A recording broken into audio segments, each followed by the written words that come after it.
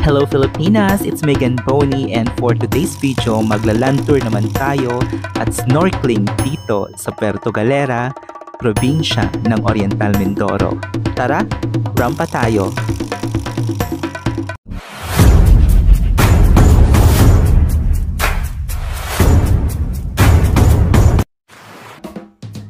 So ayan, bali pala yung land tour tsaka snorkeling sa accommodation na kami nag-inquire. And meron silang kakilala at in-offer. Usually, merong land tour and snorkeling. Magkahiwalay yon. Pero pinackage na namin siya and nakuha namin siya ng 1-3 each packs. Dapat around 1-8 yon. Pero may mga lugar na hindi na namin pupuntahan. Kaya mas napamura siya and magagawa namin siya in 1 day. So ayan, on the way kami sa Tamaraw Falls. Ito yung pinakamalayo kaya uunahin namin siyang pupuntahan.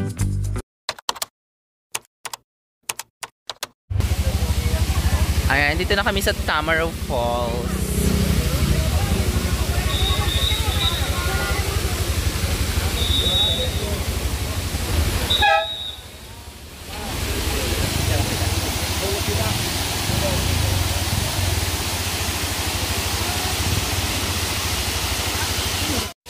Ito ang Tamaraw dito sa Mindoro, ang national animal. Ganito lang yata siya kalaki talaga. Yan.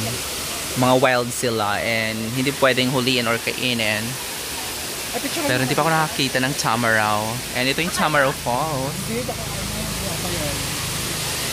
So sa tabi lang siya ng daanan.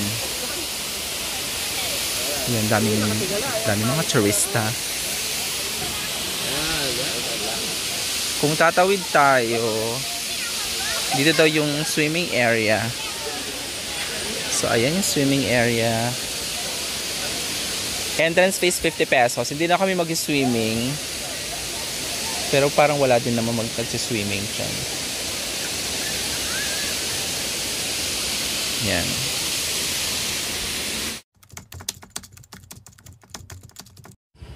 Hindi pa ako nakapunta sa Masasa. Punta ako isang beses. Isla rin siya, no? Tsaka, Hindi pa siya puntahan. Ngayon ano na kasi yun. Dito ka din pala. Maluma din ang buhangin. Ay, bakit? Ano? Ganito ang view. Bigla na lang daw naman. dito na kami sa view deck area dito sa Puerto Galera, Oriental Mindoro. So, ayan. Ito daw yung Tingloy, Batangas. Masasa Beach ata yan. Hindi pa ako nakapunta ron. Tapos, alam ko Batangas na rin yan. So, yan. Last time nandito ako 2019, nagstay ako sa Sabang. Then na-stranded ako kasi bumagyo. Yung Sabang, walang beach doon na maganda kasi more on diving spot. Pero this time nagstay kami sa White Beach. And doon ako for a change naman, tsaka doon yung beach kasi. Ayan. Ayan, dito tayo sa Virgin Beach, dito sa Puerto Galera.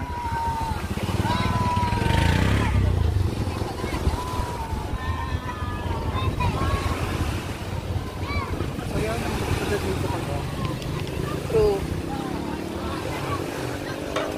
Not bad din yung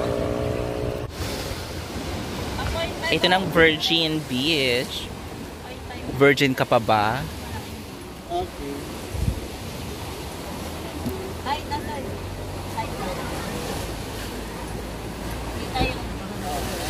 Mabato, oh. Gustong-gusto nila nag-swimming, ang mabato. Tingin ko yung video na. Parang maganda na siguro sa kanila yan. Oo. Wala silang ganyan. I mean, may ganyan pero siguro Malamig or, oo. Mas lang araw. Dahil gusto ko rin dyan. Kasi hindi ko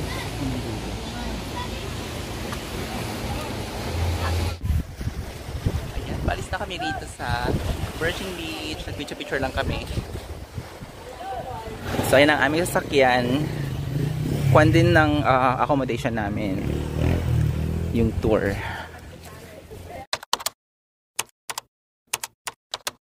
Ayan, mag-snorkeling kami dito sa Puerto Galera. Dito kami sa Sabang. And nakita ko yung mga pumuntahan namin. Merong giant clam Nag-rent kami ng GoPro 700 divided by kung ilan kayo. So mura rin na rin yun.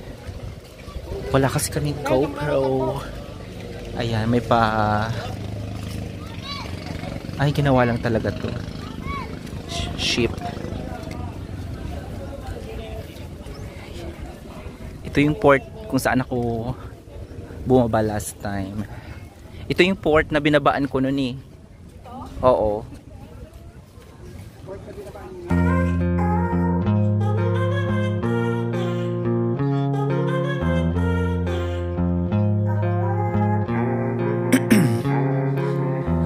In my veins, I've been driving this train. Years in this lane, there's no stopping this flame. Cause I came to the game and I changed it to play how I like, rearranged it to my own domain. Yeah, I got what it takes.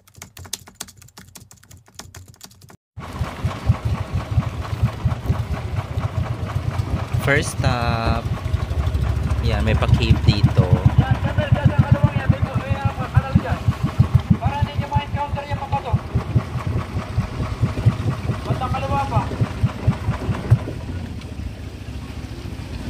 Ano pangalan yun, kuya? Cave lang? Underwater cave dito sa Puerto Galera. Underwater cave. Sa Sabang, no? Kerben, dito kayo, Kerben! Diyan ka na dilaw, kulay dilaw! Mabato nga talaga. Ayan, mabato po dito sa papasok ng underwater. Ay, very underwater nga, oh. Kita na dito, oh. So, hindi siya nakakaganda.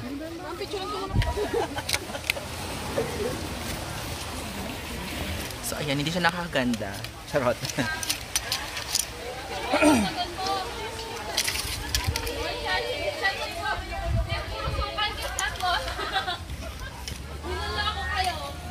Mabato talaga siya, so bawal.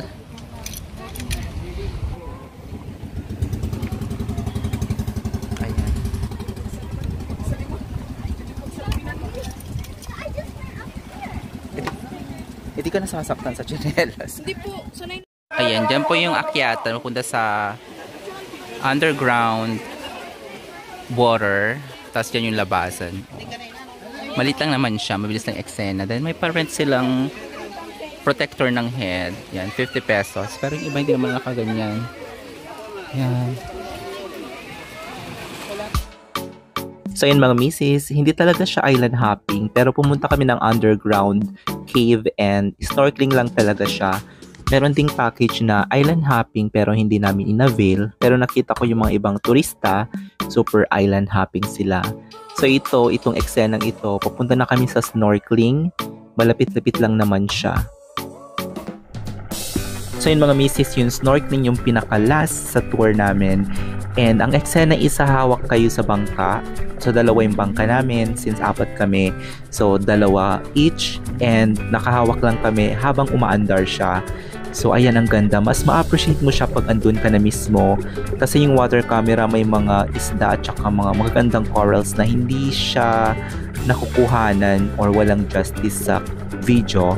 Pero pag andun ka, ang ganda-ganda po. Ang ganda ng mga corals dito sa Puerto Galera.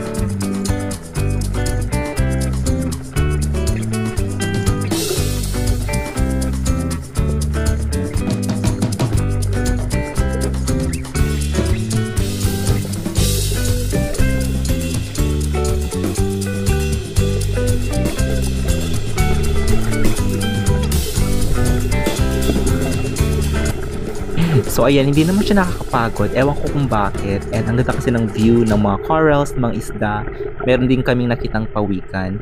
By the way, after nito, lumapag kami sa isang para siyang beach kung saan naligo kami ng very light, hindi ko na lang siya na-videokan.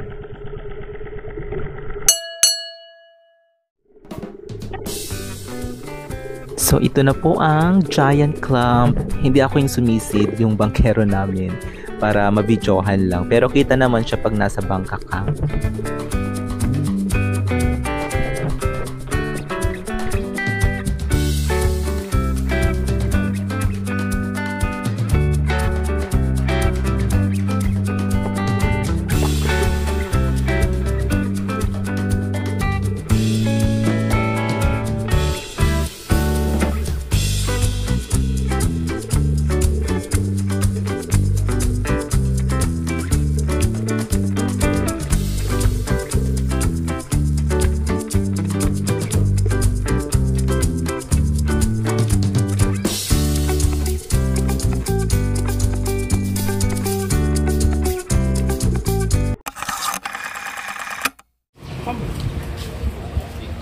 Uy, di kayo picture dito.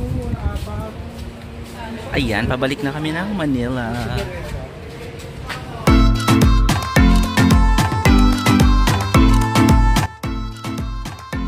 So yung mga misis, ang Puerto Galera is isa sa pinakamalapit na pwede mong puntahan from Manila na white beach, and ang ganda pa rin niya until today. So ayan mga misis, marami pa po akong papakita sa inyong mga travels ko.